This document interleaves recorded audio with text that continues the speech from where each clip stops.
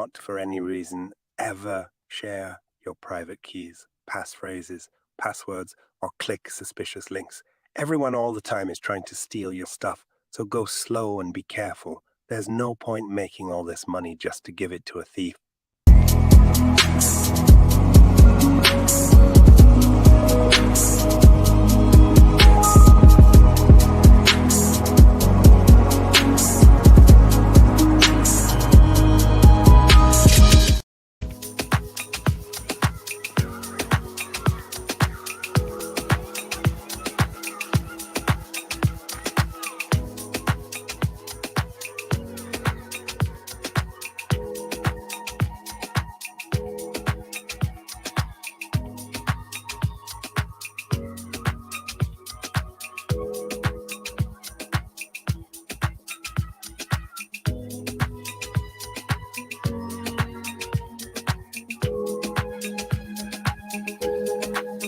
You had to go to work.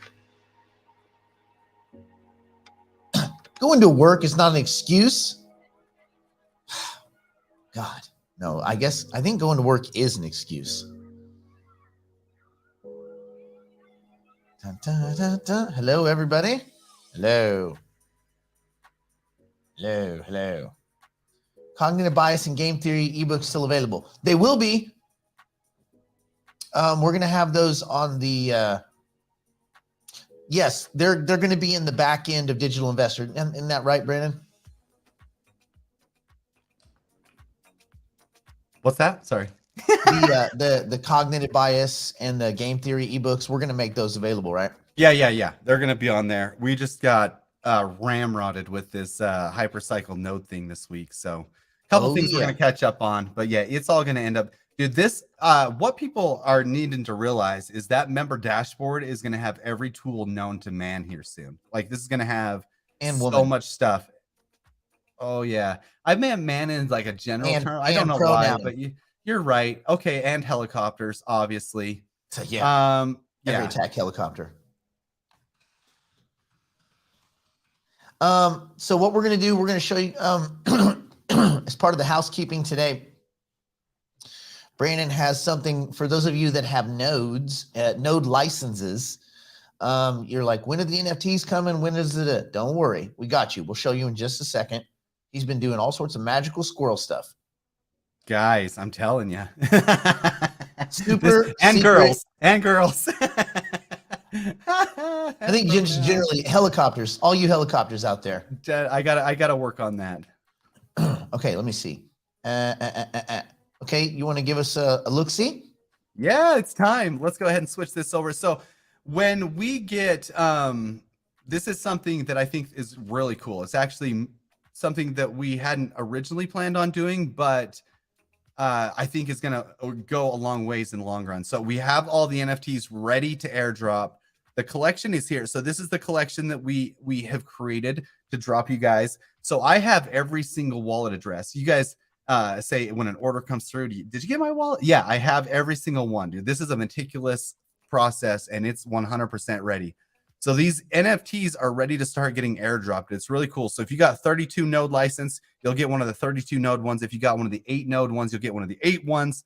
And then obviously you can go in here and it kind of links to all sorts of things. So each of these are actually linked to one of the master licenses, and you can tell that in the traits.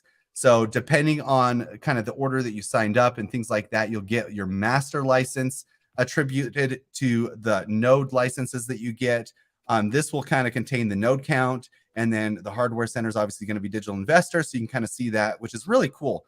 One thing to note is these NFTs are transferable and all that stuff. But basically what this is right now, it's a token of ownership for the master license or for the node license. This isn't the actual node license that we're going to be getting, but it is the token of ownership of the node license. So you guys have something in your wallet. So you guys know that you have, dude, I have 32 licenses anyway. So that's kind of cool. So this thing will be airdropped. Hopefully starting, I'm going to say realistically starting tomorrow, because there's a lot of stuff that I got to build on the website starting today. I really want to get that chat area on the website. Like I said, we're going to be getting a chat area in the website where everybody can kind of chat and do stuff. The chat on the YouTube chat goes away after the live stream's over. So we want to have a chat where we can maintain like chats and questions and things like that within the website. So anyway, this is we're gonna start dropping this thing, probably tomorrow. Pretty cool. Woo woo. Okay, have not worked with. Okay, wait. Cruisin asked if I buy a block of node licenses, I still need the tilling device. Okay, so listen. Here's how it works. You fall in one of a number of categories. You might own the tokens and no equipment. You might own equipment and no tokens. You might own equipment and tokens and no license, tokens and license, no equipment, equipment, license, no tokens. You could be 1, 2, or 3 of those groups.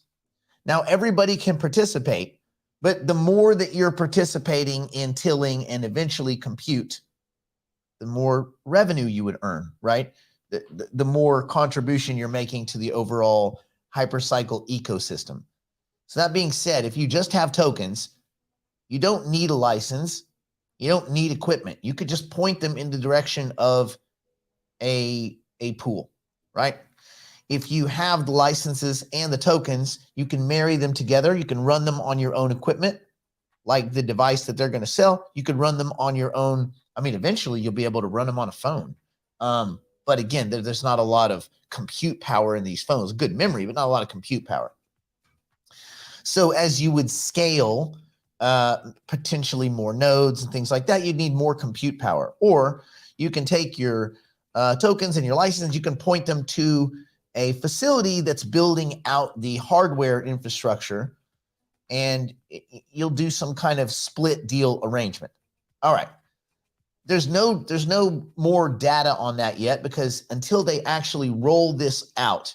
And one of the other things is that reason we're giving you guys NFTs is because right now the ability to split the individual nodes out is, while technically possible, the native token is not in circulation and things like that. They're not ready at Hypercycle yet. And remember too, that when they first launched, they said their window to being able to roll all this out is 18 months. So they're way ahead of that timeline. So we're only 3 months and a few weeks in. So I would urge people to kind of, slow down a little bit. Can you buy digital investor membership? You can buy it on any weekend or even during the day. And then I think probably maybe we have a real quick discussion about the scarcity of these nodes. Okay, there is a fixed amount of node licenses. So you can do a little, napkin math. Who likes napkins? I love napkins. Does anyone off the top of their head, can they spit out the total number of tokens in Hypercycle? What is the total number?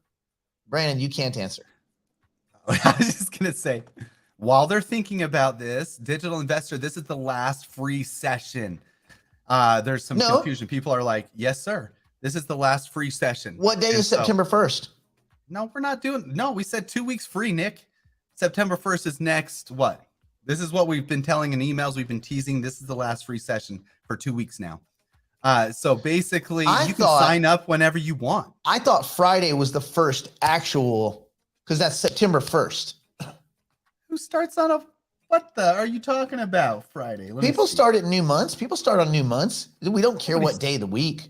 No, we have robots and stuff. This is the last free session. I thought we were locking up Monday, man. I don't know. We might have to arm wrestle. Okay, we'll figure that out.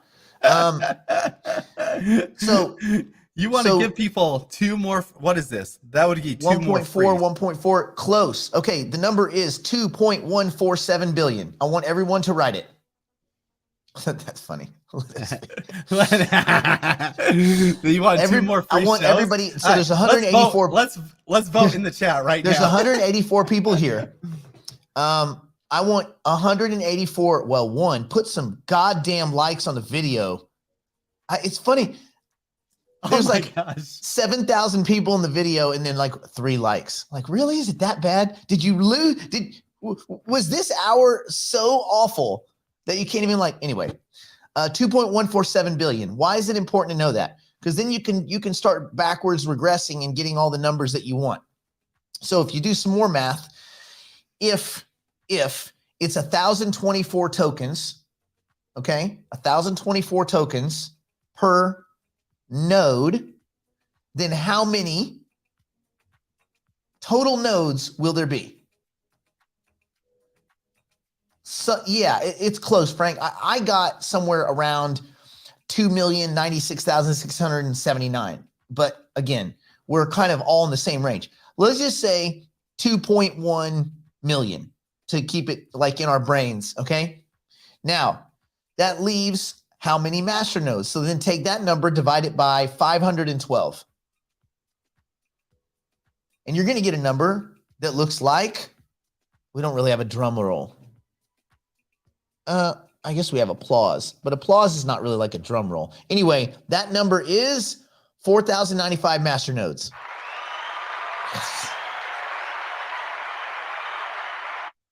Was that worthy of applause?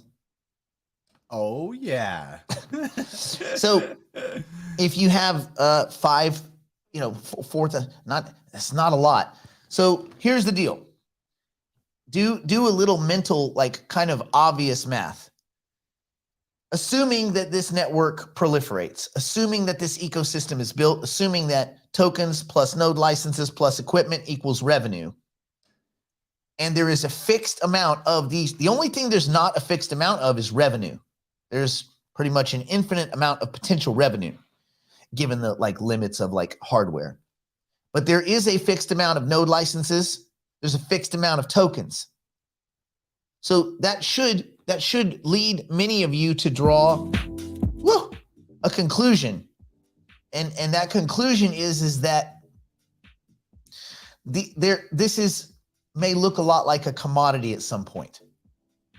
Again, if you have belief in the network that it's going to be this vibrant kind of compute ecosystem and all this kind of stuff. So if you believe in that,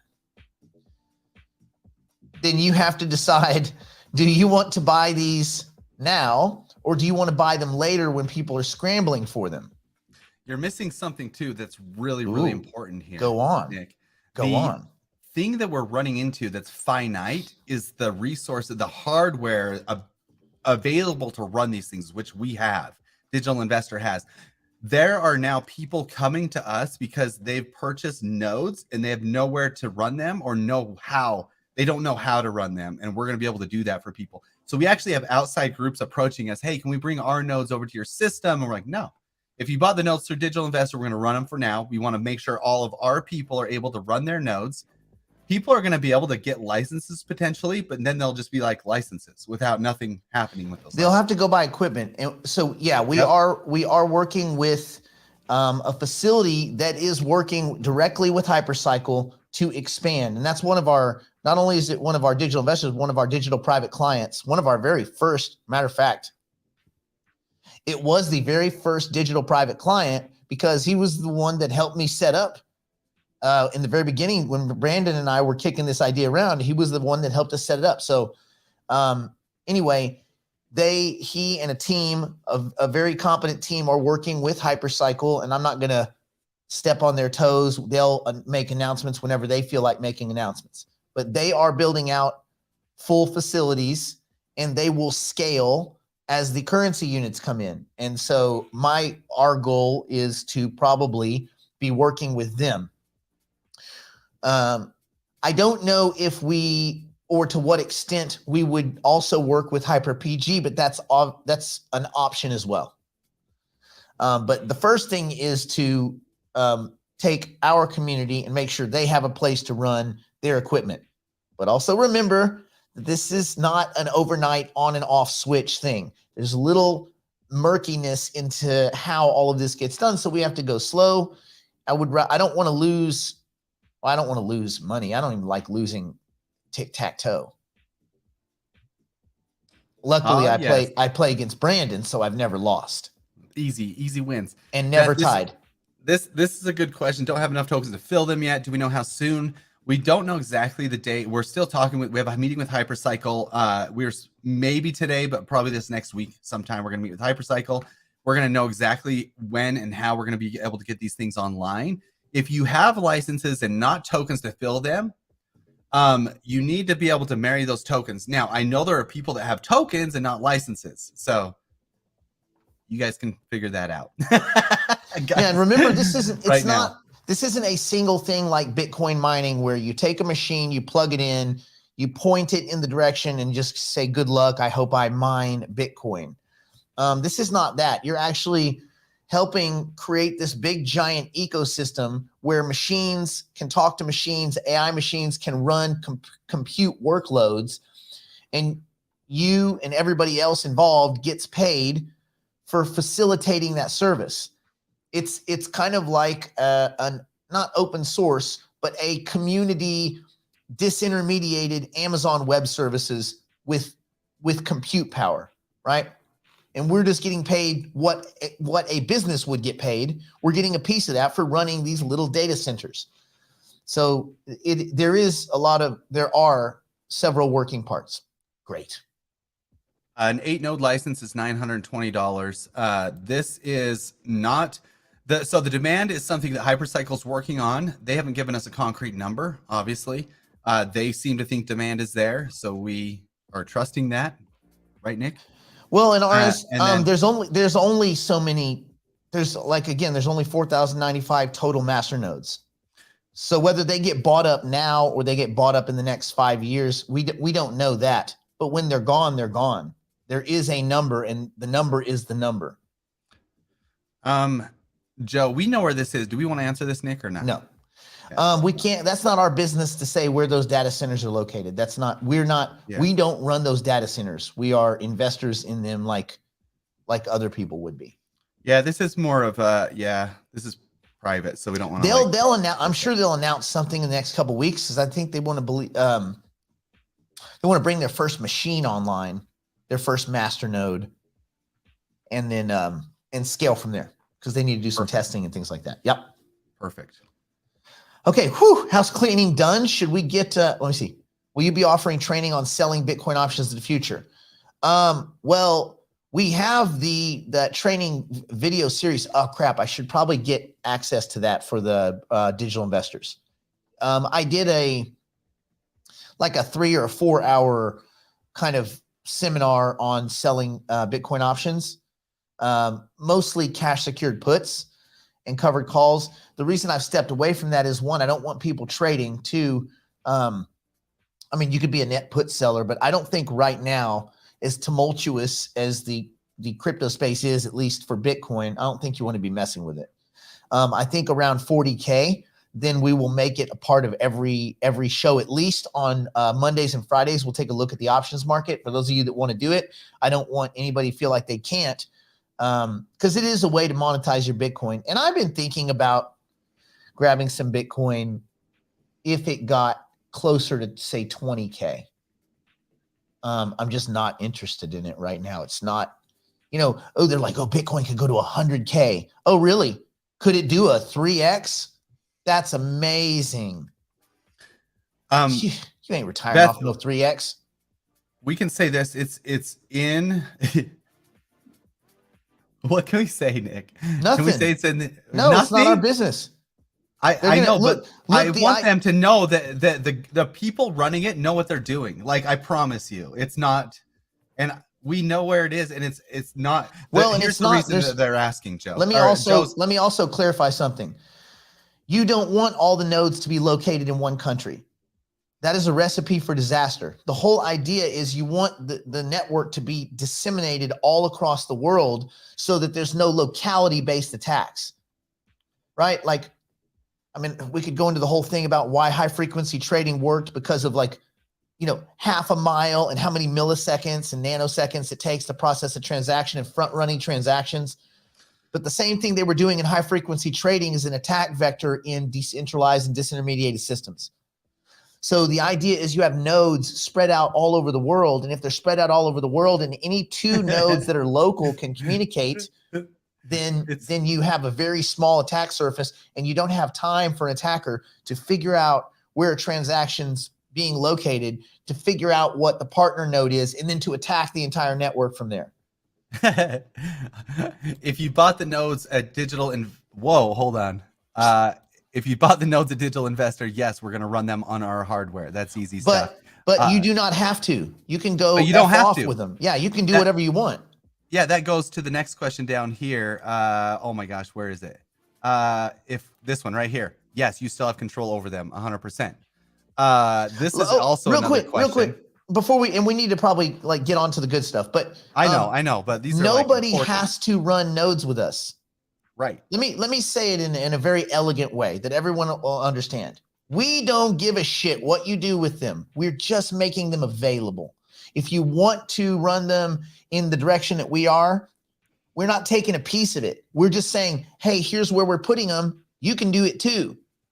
We're not taking a cut other than any investment we made in the facility. You're welcome to do whatever the truck you want with those node licenses and all that. It's your stuff. So don't feel like you're handcuffed to us. So there. That's right. Okay. Don, this is obviously a tech tip video's coming out. I'm going to help you guys. I know this is new for a lot of you guys, so we got this. I think we're good to go. We're good. We're good to go. We're good. Okay. The rest I'll answer on the website. So yeah, here we go. We'll get there. But there is some cool AI news. There's always cool AI news. Oh, there's a lot of news. There's a lot of news. So we need to get to some fun AI news. Let me do two things. One, God, there's so many banners. I love banners. I'm a big fan of the banners. Okay. I guess we don't really need, hold on. I was going to show you this article, but it doesn't matter. You don't need to see the article. I'll just read it to you.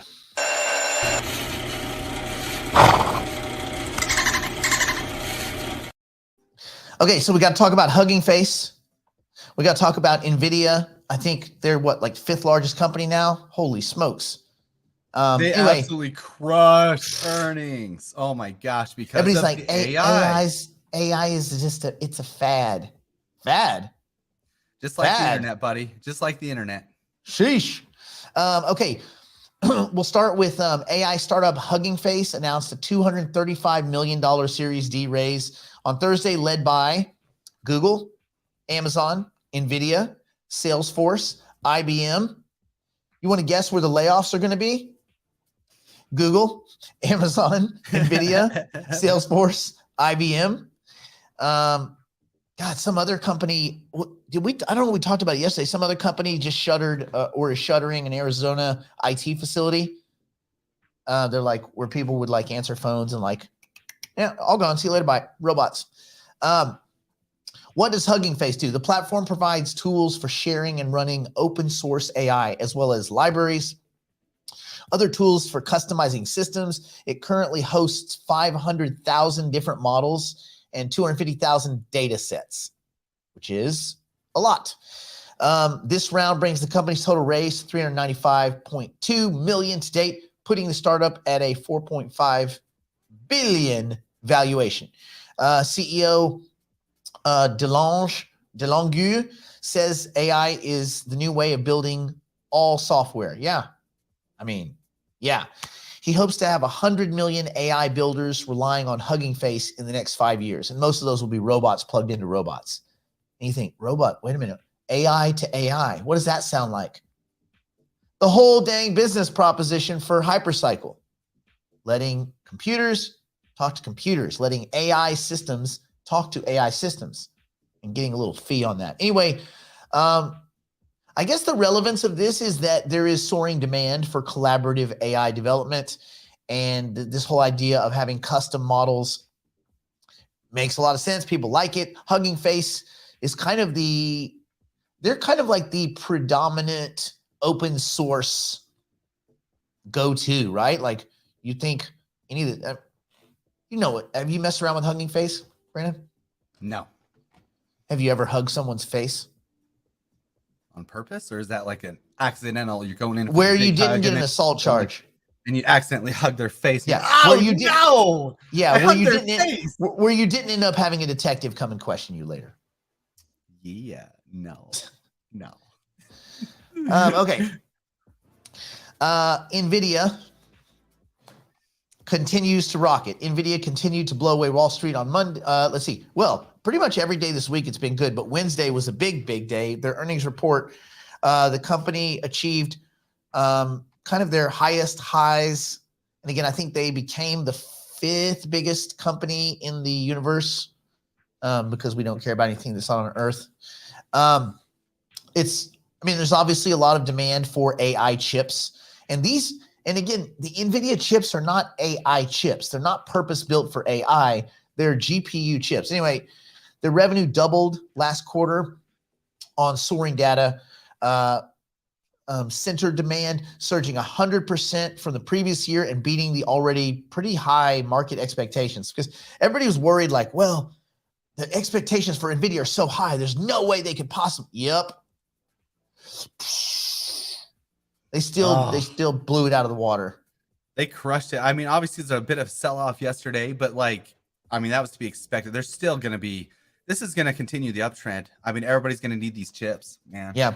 They're the only ones. And did you know they have more demand they can't even keep up with. They are sold out till 2024, the end of 2024, and they can't even keep up with that for these AI chips. They're the only one building the correct bodes chips. well for True AGI. Yes. Which, by the way, for private clients, True AGI will have we should have next week, we'll have an update on that investment. For those of you that don't know, Digital Private Clients got an equity. We were the first equity investor in True AGI. Woo-woo! Anyway, like Brandon was saying, production constraints have led to an intense scramble for a very limited amount of chips. And then there's rumor shortage that has some startups even using scarce GPUs as collateral for loans. So guess what's become a commodity? GPUs. The CEO, whose net worth reportedly rose a cool $4 billion this week, he's doing all right. Said he's the fastest growing billionaire this year. He's good for him. Worth like $32 billion.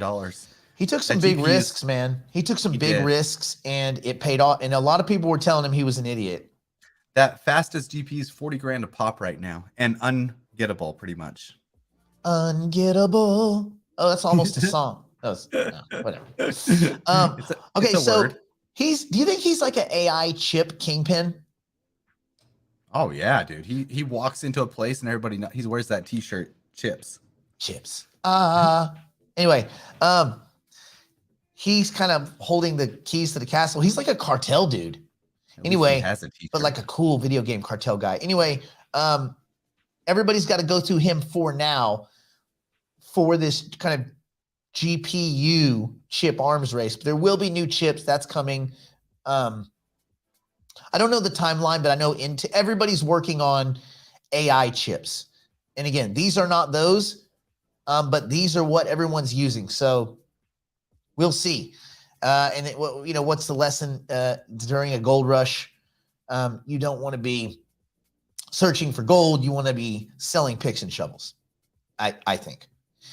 Okay, little quick hits. Amazon loads up on TNF broadcast with AI. So Amazon's bringing new AI tools to its Thursday night football broadcast this season. For the 6 people that still watch that, a new secondary Prime stream will include AI enhancements, including highlighting blitzing defenders, suggesting play calls, calculating situational statistics, and more. Wow. Talk about making football fun. It's going to look like Madden. Anyway, the AI additions come as part of an effort to make games more engaging.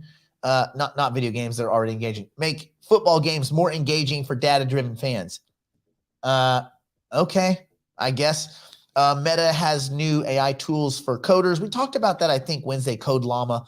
OpenAI partnered with Scale AI for supervised fine-tuning.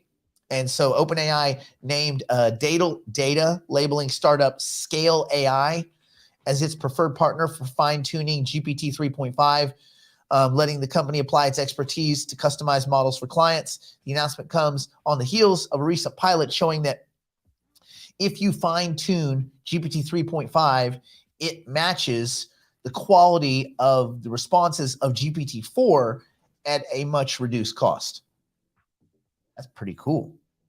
And it's going to start to become important. The cost of AI search, the cost of compute, things like that are going to be quite important.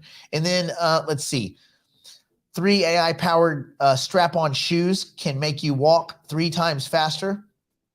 Have you heard, Brandon? You heard about this super fast AI shoes? I saw those. Have you watched the video of those? Holy Those guys smack, are like that dude walking. is hauling ass. That's pretty cool looking. And then he's like passing people in the park, Jesus, and they're like, they're looking at him like, what a dick. Anyway, American startup Shift Robotics. Oh, I want to take a shift. Have developed Moonwalkers, AI-powered shoes that increase walking speeds by 250% for you slow rollers out there, or just to use them in the airport when you're having to go through customs. That's a kick in the nuts, especially at LAX where it's like a 14-mile walk. I don't know why customs is 14 miles. Anyway, they resemble skates. The shoes integrate machine learning algorithms to synchronize with your walking patterns, and they achieve speeds of about 11 kilometers an hour. That's so fast that, like, can you imagine what happened? Oh, he died. He was walking. He fell. He got in a walking wreck. That's the worst kind. Anyway, they want to augment walking efficiency rather than supplant it. Priced at, these are cheap. Does anyone want to guess what they cost? Does anyone want to guess what these bad boys cost? this should be good. $1,400. Ooh. Damn pair of Gucci's is $900. You don't get shit. You just get a pair of shoes that say Gucci. They're no different than the $48 shoes you get at Ross. They say Gucci though. You're like, oh, you're fancy. No, I'm not fancy. I'm broke. I'm on financial life support because I'm a dummy. Anyway, IBM reports analog AI chips patterned after the human brain. Cool. Their research has developed an analog AI chip inspired by the human brain. Everything's inspired by the human brain. That's like those movies. It's about UFO. You see this preview for like a movie about aliens and UFOs and predators and shit. And then they go, inspired by true events. What true event? The true event that there's people. Inspired by a true story that a guy made up at a bar.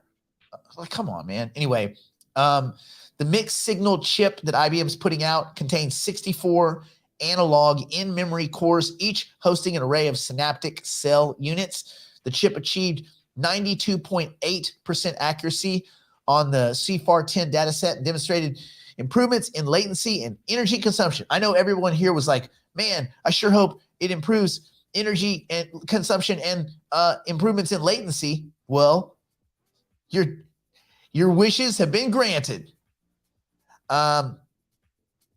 Let's see, ARM, the chip designer, they're filing for IPO. Oh, real quick, don't fall for this stuff that you'll get about certain companies going public. OpenAI is not going public. They like 2 weeks ago, they're like, we have no desire to go public. We have billions of dollars and we don't have to answer to the a-hole public. Why on earth would they go take public money? So then they could go sit in front of Congress more than they already do. They don't need, now what you do have occasionally is this is the same thing that's happening with Ripple. I always get these emails. Hey, you want to buy Ripple equity? No, I don't. But if I did, it would be from an early investor that's flipping their equity through some kind of contract. But you're not actually, if they never go public, you just have an illiquid, weird kind of inert asset that you have to find a way to monetize. Kind of like all those dick bags did in 2007 and 2008, which led to the MBS crisis. You take illiquid assets that don't have a market, you try to create a market for them. Guess what? When you can't move the illiquid asset, the whole thing collapses. And so that's that. So just be careful when you get emails and stuff offering you, pre-IPO, this and that. Unless you're worth $100 million, they don't give a shit about you. You are exit liquidity for somebody. Keep that in mind. None of us matter. I got a lot of money and I don't matter. I don't get real emails. No one's really offering me anything. They're offering me exit liquidity douchebag, funny money tokens that I have to trade real money for. So anyway, there's that. That's kind of that's the cool stuff. Just real quick, anybody that uses Microsoft Windows 11, it's getting a full AI reboot. So that's badass. Oh, and in a week and a half, Apple is going to do their big thing, and it's a rumor that they're going to announce the AI-ification of everything, of Siri, of every piece of tech that they've got. So could be pretty cool. That's all I have to say about that. Okay, should we switch over to some look at these markets and market news, things like that? Yeah, Brandon, let's check out the markets. I saw. Did you? Yeah. Go. Okay, so here's what I heard, and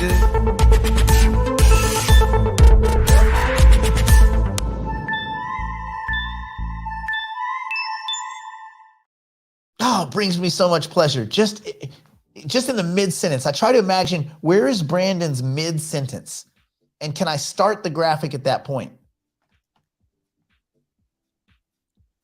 Nancy Pelosi. All right. Stop it. Freaking Nancy. Okay. I have more power than you think I have. Let's go. What were you saying? Sorry, I couldn't hear you. Did you? I'm right here, buddy. I'm right here. Yeah, right. Come on, yeah. Anyway, so here's what we're gonna do. We're gonna go over markets right now because I think it's interesting. I have something to say after this.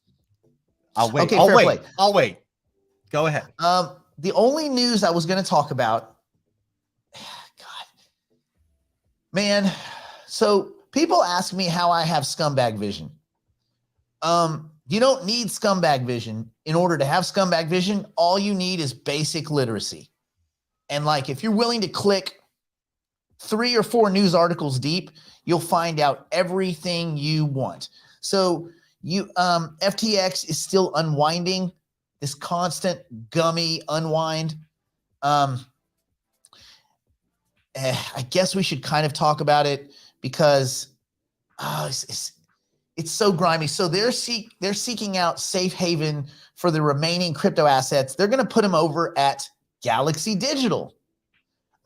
Anyone want to just throw up a guess about who Galaxy Digital is? By the way, the FX bankruptcy right now is burning $1.5 million of investor deposits a day, of what's left, of what that wasn't stolen by the douchebag crypto jargon bro orgy factory, right? So $1.5 million a day, gone. That's right. Luna tattoo dude. So you say, okay, wait, why would the scummiest company that's trying to, they were talking about relaunching. Oh, no. No, you don't relaunch this. I mean, I guess they're trying to relaunch Luna also. So you look at this and you say, okay, well, who's Galaxy Digital? Let's take a dive. Well, it takes about 13 seconds to see it's an investment firm founded by, now we'll use the term billionaire affectionately because that may not longer be the case. However, Michael Novogratz is the founder and CEO of Galaxy Digital, which offers institutions and blah, blah, blah. Well, this sounds awesome. If I'm an FTX investor, I'm thinking, man, we got Novogratz in our corner. We should be fine. Well, maybe. Just a real quick bit about, because I pan this dude a lot only because I see him wear his Tony Stark glasses and go out and give it the large one. And people seem to hang on every word this guy says. And I just go, what a dick. But maybe I'm too judgmental and I don't want people just to think because I don't like someone that they're bad. I mean, I didn't like Sam Bankman-Fried and I was proved wrong on that. I didn't like Mr. Wonderful. I didn't like Do Kwon over at Luna. I didn't like Celsius. I didn't like, oh, wait. Okay, in all those cases, I was right. But in all the other cases, anyway, after a stint in the New Jersey National Guard, where he was helicopter pilot, Novogratz began his career with Goldman Sachs. On April 1st, 1989, he joined the firm as a short-term bond market salesman. Remember, Goldman Sachs is a sales job. They're not traders. They're salespeople. They sell you stuff. You buy the stuff. Sometimes the stuff goes up. Sometimes the stuff goes down. But they get a commission. That's how they make money. They don't make money from you winning. Oh, by the way, Goldman Sachs, on almost every single large trade, trades against their clients. They take the other side of every single bet. They're more like a bookie. They're not there to hook you up. Let's just put it that way. He lived in Asia. This is Novogratz from 1992 to 1999. Took a sales position for Goldman Sachs in Tokyo in 1992. He eventually John Corzine. You guys remember him? You should. because he completely corrupted and disintegrated a giant bunch of billions of dollars. Anyway, Corzine sent him to Hong Kong to run a trading desk for the firm.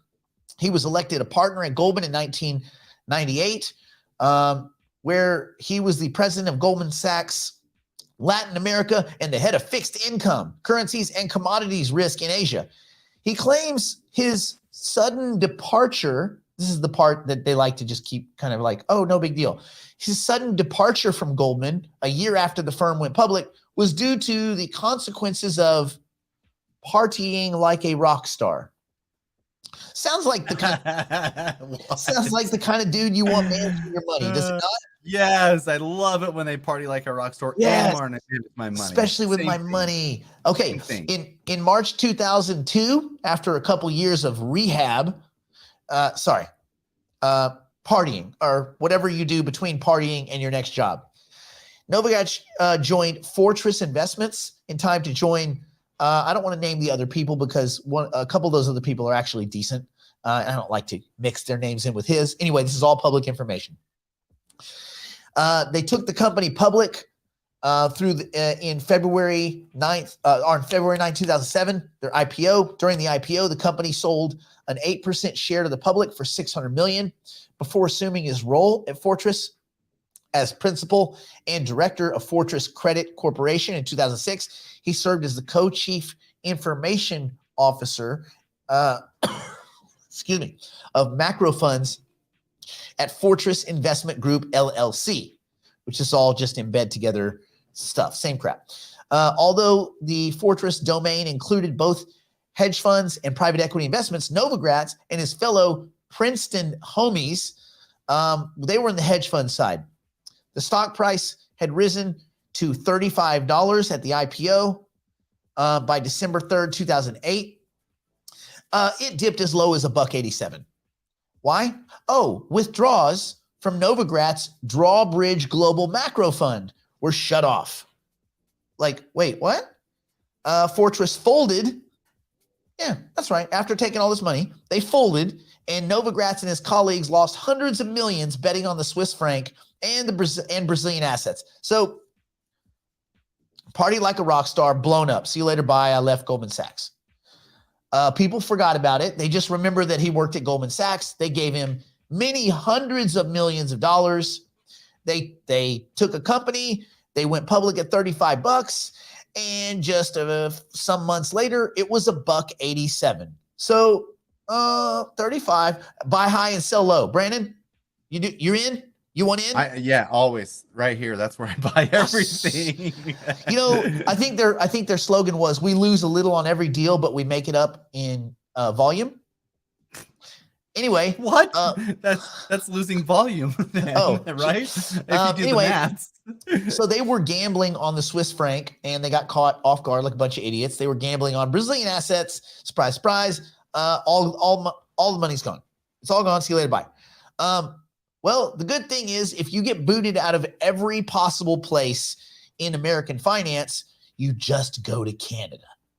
So he is now the CEO of Galaxy Investment Partners, a cryptocurrency investment firm. They have had a lot better luck, I'll be honest. Originally scheduled to start their fund December 15, 2017. They shelved it because he didn't like market conditions, and he's the guy who knows what bad market conditions look like, because that's usually when he's investing your money. Sorry. That's when he's selling it at a loss. $35, $1.87, bankruptcy. Anyway, Galaxy Digital Holdings is one of the few cryptocurrency companies required to publish financial results, which is too bad because unfortunately they've had to publish the results. In the first 9 months of 2018, the company lost $136 million in their crypto trading. But I don't know why anybody expected anything different, because he's lost everywhere he's gone 100%. And when I say 100%, if a company goes from solvent to insolvent, that's 100%. It's all gone. Anyway, so, but you know what? They got off to a rough start, but once they got going, things got going. In 2017, Galaxy Digital contributed to an $80 million funding round for technology company Bitfury. By Q2 of 2022, their losses had widened to 554 million, following a $182 million loss for the past year. Whew, you see, 100 million here, 100 million there. Pretty soon you lost your investors a lot of money. These seem like pretty big numbers. Oh my gosh. This I don't know guy if is you've done that. Have dude, you this done the guy- math on all this? This is crazy. It's such bad luck that you just think this is where gamblers Bad step in and go, luck, bad he's due. luck." He's due. No, it's just bad luck. Yeah, sure. He does okay. know what he's doing. The fact that everywhere he's ever worked has either gone under, been indicted, fired, or gone to zero, that's bad luck, bro. He wears blue blue glasses. Yep. No one that wears Tony Stark. And by the way, he's such a dick. Those are the Tony Stark glasses because I looked at them and I looked on eBay. They're the Tony Stark glasses on eBay for like 49 bucks. I know because I have 2 pairs right over there. No way. Yeah, I thought they were cool. Do you wear those out in public? No, because they're too stupid. My head's not big enough for those Tony Stark glasses. I don't understand how everybody's head's so big. Anyway, mine is not. That's you know what? I don't have the part of the brain that allows gambling. It's because my head's just not that big. Anyway, you're not a gambler. Yeah, that's true. In 2017, he stated that 20% of his net worth was in Bitcoin and Ethereum, which means he did well. I mean, he did do well. He got in. He was convinced by the Winklevoss to get into Ethereum in the very low, like $6, $8 range. So he did do good. But again, he just gambled. I'm glad the gamble paid off. I mean, not so good for his investors, though. They still had all of their losses. It's just that he did good. He says again, this is hard to quantify because they've not sold, at least not publicly. Anyway, he says he made 250 million from crypto in 2016 to 2017, which is a little weird, kind of hard to prove, but I think that's probably close to accurate, at least on paper. Anyway, at a 2022 crypto conference, he boasted that he was the only guy in the world that's got both a Bitcoin tattoo and a Luna tattoo. Oh no, that's his claim to fame? Yeah. Get out of here. Woo! Less than 3 weeks later, UST, the algorithmic Terra Luna stablecoin, which by the way, their own people at the company said we can't sustain more than 3.5% interest. The people that designed it for Do Kwon. But I guess math never, anyway, whatever. So look at my Luna tattoo. And it was the token that was supposedly pegged to the dollar. Zero, gone. See you later, bye. I could go on, but I'm not going to. Oh, this could be like an all-day thing. Yeah. I say this because almost everybody in crypto thinks that he's some kind of like evil, not even evil, just a genius. Like he's so genius. He's so smart. He makes such good moves. No, he does not. And the problem is that simply being rich should not make you, I mean, it just does. People, they get gloss-eyed around rich people. It's like a cognitive bias. You get this halo effect like, oh my God, he's rich, therefore must be really smart. No, it's like Mark Cuban. At least with Mark Cuban, he's a nice guy, like a decent dude. He's not partying like a rock star. Like he's just a decent dude, which is cool. But he's terrible with money and investments. And so I urge you as we start like September, you got to be very careful the noise that you absorb. You're getting a lot of noise. And sometimes it's well-intentioned, foolish noise where people, like Tone Vase. Tone Vase is a dummy, but he's a well-intentioned dummy. Tone Vase doesn't wake up in the morning saying, I want to screw people over. He's just an idiot, right? He's just he's a Bitcoin ideologue idiot. And he looks at charts and he thinks that, and he's been wrong for forever, but it doesn't matter. He's not a bad guy. He'll still end you bankrupt. You will still be bankrupt. And this is the thing. There are well-intentioned fools that will bankrupt you. And then there are just creeps that will bankrupt you. And there's so many of them that you have to stop listening to these douchebags and you just got to do your own work. You got to do your own, you have to take the effort, learn your game theory, learn your cognitive bias so you can get out of your own way, understand the macroeconomic sphere, understand, are we in deflation? Are we in inflation? Is it stagflation, disinflation, reinflation? Like, these things do matter because they help you make more attentive decisions, or at least you have this thesis of what the world looks like and you can express that in your investments.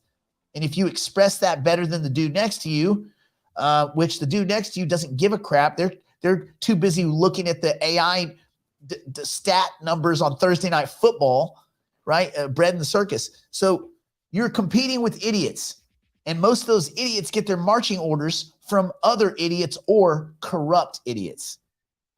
And so you don't have to be, people have this kind of thing like, oh, I've got to be some investment guru genius. No, you just have to not be stupid and not listen to noise.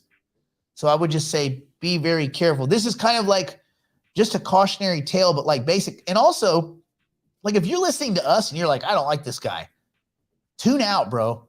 I don't think anybody should be getting information from people that they either don't like or don't trust. You got to find sources that you feel comfortable with, right? And just do your own work. And also, you don't want to have someone to blame your whole life. You want to know, you want to take like accountability for your own investment decisions. So this is why I won't give any of my relatives, they're like, hey, what should I get? I'm like, yeah, whatever the hell you want. I ain't telling you nothing. Because if I tell them to get something and they buy it and it goes up, they're going to tell everybody how smart they are. Ooh, I bought this. It went up. I'm a guru. If it goes down, they're going to be like, oh, Nick fucked me. So they won't say that. They'll probably say it differently. Yeah, they're going to bleep it out. They're going to bleep it out, Nick. No, they won't bleep it. Not my family. Bunch of drunk asshole lawyers. I want to meet your family. They will not. They'll be too intoxicated. Oh, that piece throwing up everywhere. Anyway, you got to take responsibility for your decisions. So a lot of what we're going to be doing, talking, in September as we build portfolios and as we manage them into what we think will be a turnaround in the markets, you have to have full control of your own decision-making processes. Don't wait on anyone else. Don't get marching orders from anyone else. Get as much information, tune out the noise, make your decisions, take your exits, take profit. It's easy to say it now, but when you see things going up, you start thinking, oh man, I made this much. Well, I'll just double that by 2 by this time next year. No, that's not how the things work. Take your money. Get some money off the table. Get some stable coin. It's okay. You'll be all right. Okay, that being said, now, Brandon, was there anything other than Bitcoin just kind of languishing, kind of flat? Did you see anything in the market you thought was remarkable? I heard something yesterday, and tell me if this is true. And it doesn't make sense to me. The Mt. Gox thing, right? Yep. I heard a rumor that they're not going to be paying people out in Bitcoin. They're going to be paying people out in US dollars. Some, yeah. Which that is okay. So what that means, some or all? Is it some? Just some? Some. Okay. So what they did, so that means they sold it to investors, basically, right? Well, and so yeah, they did a civil rehabilitation. Civil rehabilitation in Japanese parlance is, let's take all the Bitcoin we have. Let's everybody that can prove that they're a creditor. Okay, great. Once we got that big giant list, several years ago, they started offering, hey, does anybody want a cash payment now? Like a cash payment now. Many people were like, yes. Okay. They're like, the deal is you're going to get at 8 cents, 9 cents, 80 cents, 90 cents on the dollar. They would have these arrangements. Other companies would come in, make that payment, and then they would buy their claims, right? This is like a secondary, like a tertiary market activity.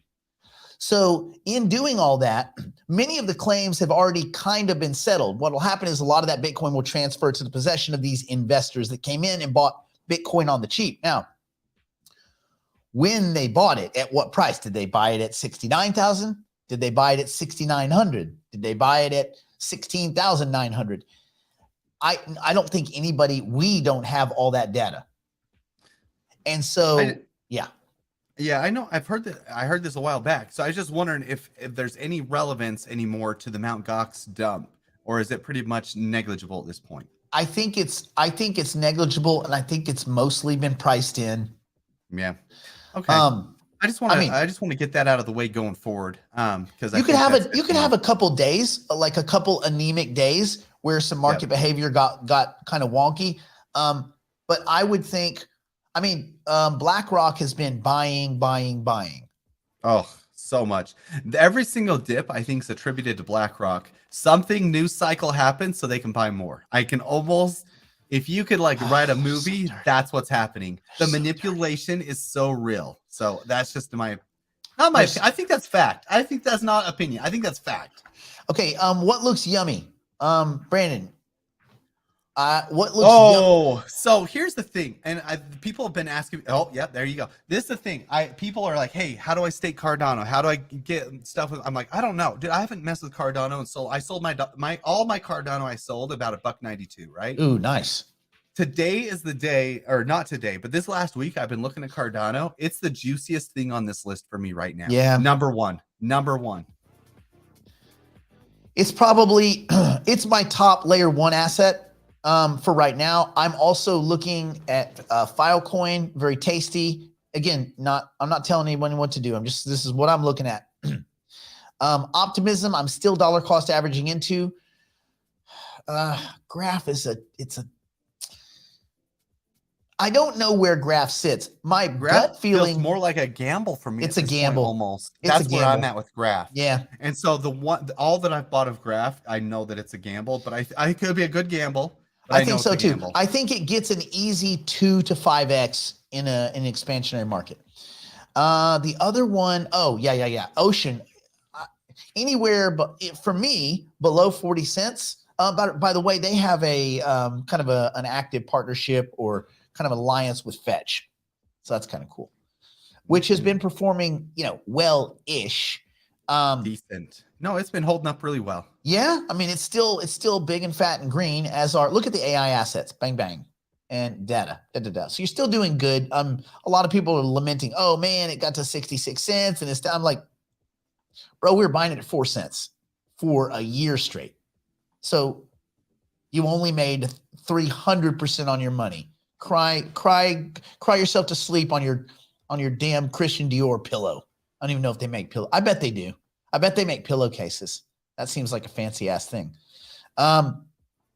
Hypercycle over 40 cents. I would urge,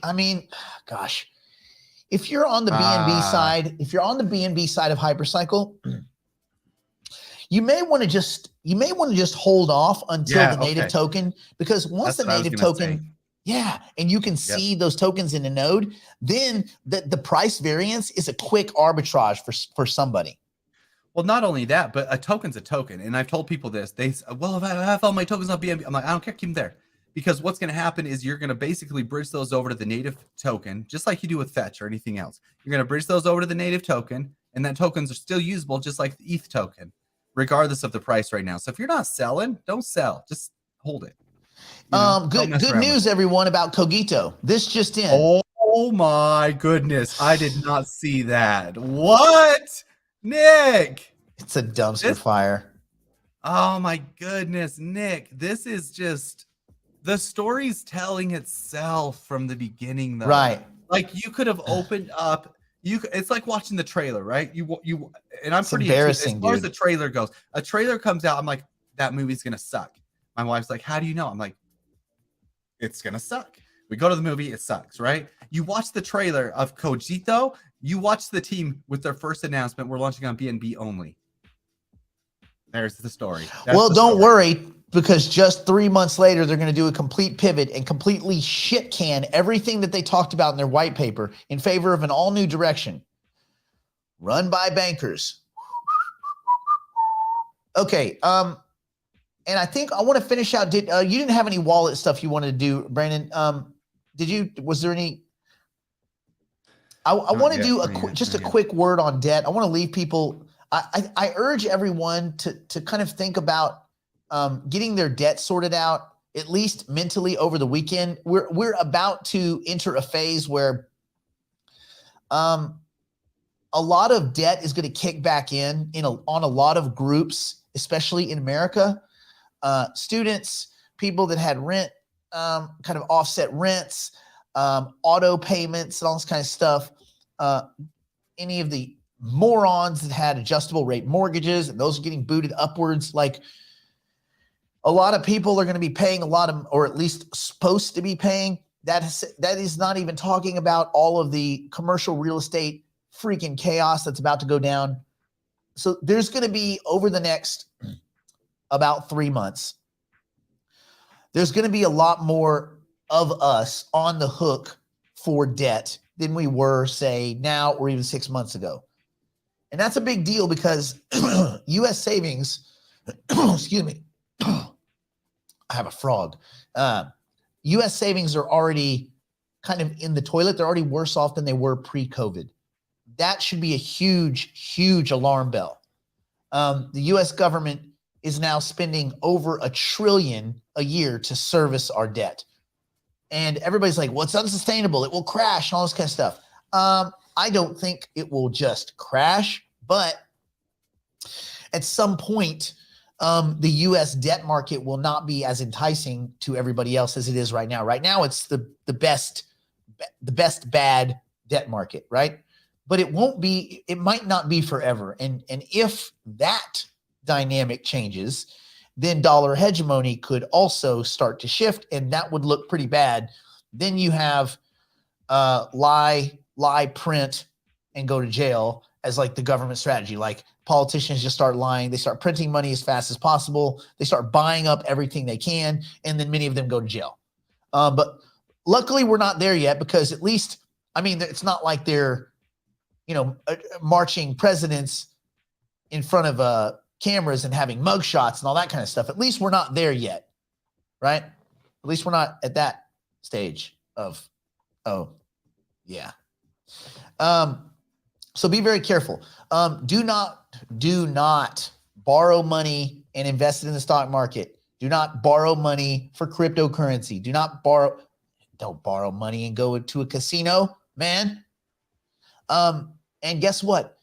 The stock market, cryptocurrency, the casino, the only difference is, at least at a casino, you're going to lose. In the stock market and crypto, there's this presumption that you might win. Don't think of investing like that. Think of investing like this. You do some effort, you do some work, you have an intellectual arbitrage ability over the other people investing. You're arriving at a conclusion before the crowd does. Okay? But the best thing you can do to set yourself up to invest peacefully with a good mindset and not take stupid risks is get the fuck out of debt. Get out of debt. You should not be investing a single dollar. I have a friend who is hitting me up on Facebook. I want to join digital private class. I said, hell, do you have any credit card debt? Yeah, but it's almost gone. Then hit me up when your credit card debt's gone, bro. That is predatory debt. Wouldn't even have been illegal. It wouldn't even have been legal 5 years ago. It wouldn't have been legal 10 years ago. But they changed some things. Glass-Steagall was repealed, and now you can 29% credit card debt. That 29%. How can you outpace that in any even crypto? Like, you have to. I mean, I think some of our assets will, but how can you outpace 29% debt? Like, you can't win, bro. You just can't win. So I would just urge everyone to think about, if there's ways you can get out of debt, lower debt, even if that requires, look, even Ethereum fell off his wall. Just talking about it. Omen. What an omen. I know. I debt discussed your Ethereum right off your wall. Anyway. That's solid metal. If that hit my head, that would have killed me. That's metal. It wouldn't have killed you. It weighs like 1 pound. I would be dead. It would have sliced my head, and I would have been like. So anyway, good job. Nice. Everybody here who has gotten out of debt in like the last, say, 18 months, hit us up in the chat and just say that you got it. Because I think people don't put enough importance on getting out of debt. So I wish that thing had chopped him in half. Can you imagine? Can you imagine how this video would have gone out if it had chopped him like in half? Viral. Super viral. More viral than the thing I'm dealing with. So worth. Okay, Hey, debt-free. at least I would finally get some rest from all this hypercycle node stuff. Debt-free, debt-free, debt-free. Uh, Mortgage is, excuse me, part of American society, but debt-free, debt-free, debt-free, debt-free. This is the key. All right. Yeah, they are loan sharks. Okay. Let's call it a day. Stay in school. Don't do drugs. Brandon and I will argue about whether or not I was under the impression that the first behind the wall episode is Friday. I get what you're saying, but I was also under the impression you said we have 2 free weeks of shows. Well, who has sleeves? Hard to argue. I guess you have a point. Huh? Are we 2 free bonus shows Monday and Wednesday, right? Is that what we're talking? Yes, two more freebies. And my also for those of you that don't choose to hang out with us, that's fine. We're still going to have free. We still have the tech videos will always be free because we want people making good technical choices. We do. So that'll always be, we will just get on the mailing list, go to Nick Black Next, get on the mailing list so that we can let you know when we have a new tech video and you can, get it. Other than that, wait, here's the thing. ahead. Here's the thing. So everybody's happy too. We're going to do 2 free bonus shows, but that's fine. But if you've already paid, you guys are getting so much more in the dashboard. So it's like a win-win. Like I would still encourage people to get in the dashboard because there's so much more in there that you still don't get for the free show. Maybe you should have a dashboard walkthrough video. Oh my gosh. Like a full-on one. As soon as I finish that chat area, I'm going to do a full new dashboard walkthrough. Oh, yeah. All right. Everyone stay in school. Don't do drugs. Please put a like on the video. 187. That's crazy. Hey, the plane we just bought, the tail thing is, it's something cool. It's like 186 Papa Golf or something like that. Papa don't golf. We're in trouble. Yeah. Anyway, that's a whole other thing. We're getting into planes at Drive LA. Whatever. Doesn't matter. Okay. Stay in school. Don't do drugs. Don't do anything by poor and solvent drunk, strung out on meth, grandmother, or Brandon wouldn't do, which is very little, as you know.